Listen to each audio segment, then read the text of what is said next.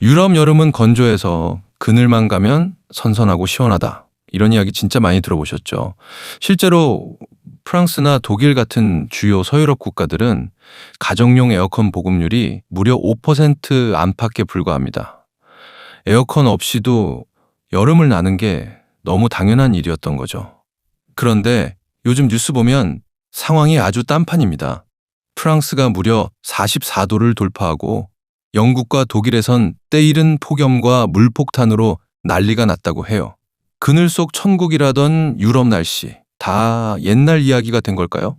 실제로 요즘 유럽 곳곳에서는 거리에선 시원한 맥주 한 잔도 마실 수 없고 학교는 갑자기 문을 닫고 달리던 기차마저 무더기로 취소되는 일들이 벌어지고 있습니다. 전쟁 상황이 아닙니다.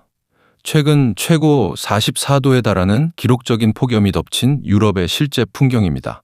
집안 온도가 40도까지 치솟자 시민들은 에어컨이 설치된 박물관이나 대형 쇼핑몰 같은 실내로 말 그대로 피신을 떠나느라 온종일 북새통을 이루고 있는데요. 환경운동에 늘 앞장서고 탄소 중립을 외치던 기후 선진국 유럽이 어쩌다 에어컨 한 대 마음대로 틀지 못해 이런 생존 재난을 겪고 있는 걸까요?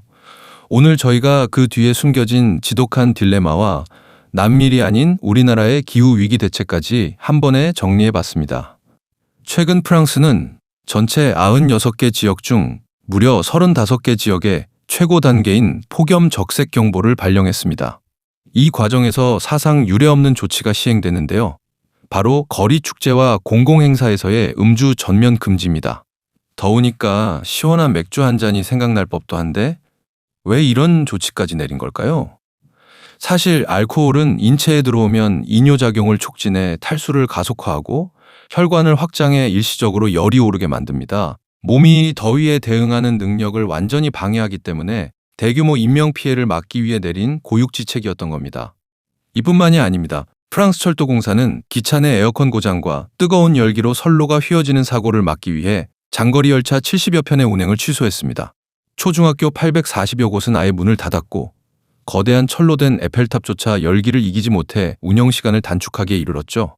에어컨 보급률이 유독 낮은 일반 가정의 주민들은 결국 더위를 이기지 못하고 루브르 박물관 같은 대형 실내 공간으로 탈출해 땀을 식히고 있는 상황입니다. 그럼 도대체 왜 이렇게 에어컨 설치를 주저하는 걸까요? 미국이나 한국 등은 에어컨 보급률이 90%에 육박하는 반면 프랑스의 가정용 에어컨 보급률은 이제 겨우 20% 선에 머물러 있습니다. 가장 큰 원인은 유럽 사회에 아주 뿌리 깊게 박혀있는 환경 도덕주의 때문입니다.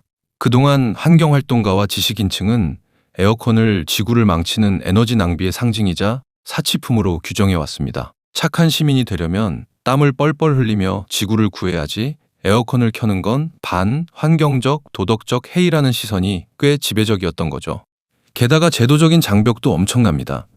수백 년의 역사를 지닌 파리나 런던 같은 대도시에서는 도시 미관과 문화유산 보호라는 명목 아래 외벽에 노출되는 에어컨 실외기 설치를 극도로 까다롭게 규제하고 있습니다. 시청의 허가는 물론 같은 건물 주민들의 동의까지 전부 받아야 하니 설치하고 싶어도 할 수가 없는 구조입니다. 하지만 살인적인 폭염으로 온열질환 사망자가 쏟아지자 이제 유럽 내에서도 심각한 내부 갈등이 터져나오고 있습니다.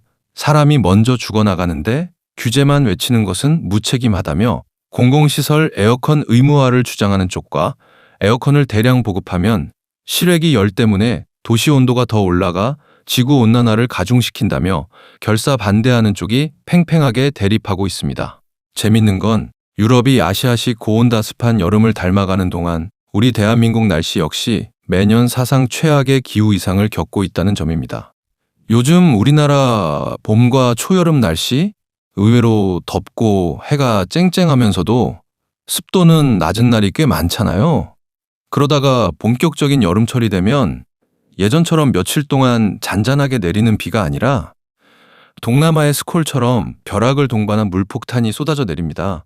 한반도를 달구는 가마솥 열돔과 극한 호우가 수시로 교차하고 있는 겁니다. 이미 에어컨이 생존의 필수 기기가 된 우리나라에서 에어컨 자체를 억제하는 것은 전혀 현실적인 대책이 될 수 없습니다. 그렇다면 우리는 앞으로 어떻게 대비해야 할까요? 가장 시급한 대책은 도시 열섬 현상을 완화하는 친환경 도시 설계입니다. 에어컨 실외기 열기가 도심 상공에 갇히지 않도록 대기 흐름을 뚫어주는 도시 바람길을 조성하고 옥상 녹화와 숲 조성을 의무화하여 도심 전체의 기초 체력을 키워야 합니다. 동시에 사회적 약자를 보호하는 냉방복지를 더 정교하게 다듬어야 합니다. 고령층이나 주거 취약계층이 눈치 보지 않고 시원하게 쉴 수 있는 주민 밀착형 대피시설을 촘촘히 마련하고 냉방 에너지 보조금을 효율적으로 확대해야 합니다.